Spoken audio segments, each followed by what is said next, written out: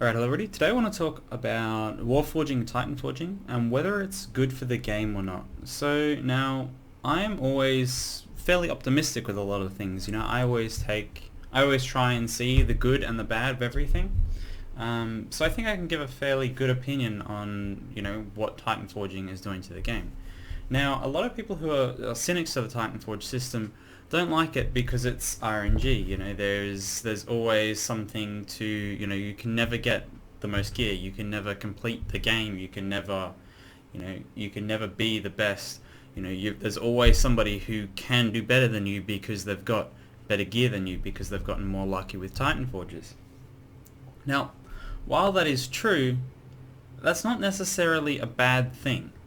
Now, if you look at the chance of getting a Warforged or Titanforge, it's fairly low. But if you play the game for a fairly long period of time, the longer you're playing the game, you're gonna eventually see more and more of these pieces of gear dropping.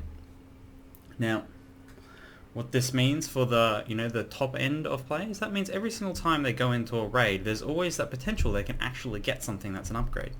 For anyone who did 40 mythic Archimond kills or something, every week you went and killed Archimond to go sell it for someone for gold, there was a chance that you might actually get a piece of gear that's an upgrade. Now, while the system, while it was only 5 item levels or a socket or something, it might not have been the greatest increase, there's still always something to work towards. But then that gives the super competitive aspect of WoW when it comes to logging. Those people always then have an excuse for, I can't compete because my weapon is 5 item levels lower and I have 3 less sockets or whatnot. Which, yeah, is a concern, but that's not the primary aspect of this game. Trying to,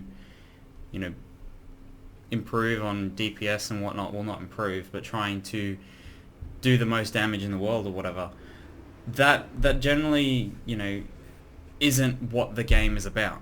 And while that is maybe what the game is about for some people, that's not what it is about for majority of the populace. Now, there is, Titanforging, onto why I think personally Titanforging is actually a great system, and why they've actually kept it in since Throne of Thunder, and that is because it gives you something to do. Now, I know myself personally that I've done a heap of Mythic plus 15s, just to try and get Titanforge gear, trying to get something that Warforges. Maybe there's something from this dungeon that could actually be an upgrade, rather than just sitting there farming out AP because, I need AP for 3 weapons or whatnot. I can actually get some upgrades from doing, whether it be even fairly trivial content, I still have a reason to go do it, and, maybe in 1 in 100 runs, I'll actually get something. So having that constant carrot on a stick, it gives you constant content to do. In Warlords of Draenor, there was literally no reason for me to go run ever a heroic dungeon, or literally no reason to go ever do a challenge mode dungeon, unless I wanted to do it for, fun. Which, while that is a good thing, while I did enjoy, say, challenge modes quite a lot, once you've done them once you've achieved that goal, there's really not much else you can achieve from doing them. And part of a point of an MMO is that you want to constantly be achieving things. And constantly achieving things, even though you might be getting it on an RNG chance, it's still a reason to go do something. So that is one reason why I think the Warforging Titan system is actually good for the game. The amount of content it brings, similar to how the legendaries work. That constant carrot on a stick is kind of the same with how that same carrot on a stick with Titanforging and Warforging. Anyway, the other thing I would like to bring up, which not a lot of people think about, is how Warforging and Titanforging soft nerfs raids. Now, when you go look at these top guilds that put in, they play for 2 weeks straight, their max artifact power, everything and whatnot, go clear the the raids in 2 weeks, and you're like, oh crap, the raid is really easy. But then you come in your guild of average players, and you might spend 2-3 weeks trying to clear heroic, and then you might spend 5-6 months clearing mythic, or struggling in mythic.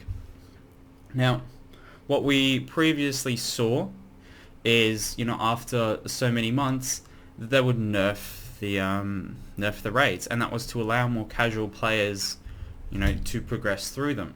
And what this then causes is then, it kind of feels shitty if you're one of these guilds that go, after you've progressed up to this certain point, you might be stuck on something and might be still progressing through something, and then Blizzard goes, oh, well, here's a 20% nerf. Next week you come in, you kill it in 2 shots. Now, that does feel really shitty, and especially if you're in one of these guilds who does progress for that long, it's not a good feeling. It takes away that feeling of accomplishment. And anyone who knows, who's being a part of 20 people who come, play for months together and achieve, a great thing like, defeat, ending a tier, or, defeating that certain boss that you've been on for 2 weeks. It's a really good feeling to actually, finally get there and defeat it. So what the Warforging and Titanforging system does is it soft nerfs the raids over time. So as you're clearing the same content, you potentially have a chance to be getting better and better gear to then aid your way through the raid. And this even though it's an RNG system, it's kind of at a point now where I think it's about 20 to 30% chance to get a Warforged piece of gear, and then obviously Titanforging is rarer than that, and so on and so on. But eventually you are going to be getting, higher and higher item level. Every week, you're essentially going to be seeing your entire raid group getting a higher and higher item level. Whereas previously, you might not have done that. So what this, along with, similarly to how Artifact Power worked in Emerald Nightmare, eventually the raids are going to get soft nerfed to a point where, you don't have to be performing at the 90th percentile to kill, Mythic Gul'dan. You can be an average player, you're not an average Mythic Raider, and you can still go through and kill Mythic Gul'dan. And, whether the hardcore people are going to be like, well, I don't think average players should be able to kill Mythic Gul'dan, well, that's another discussion. But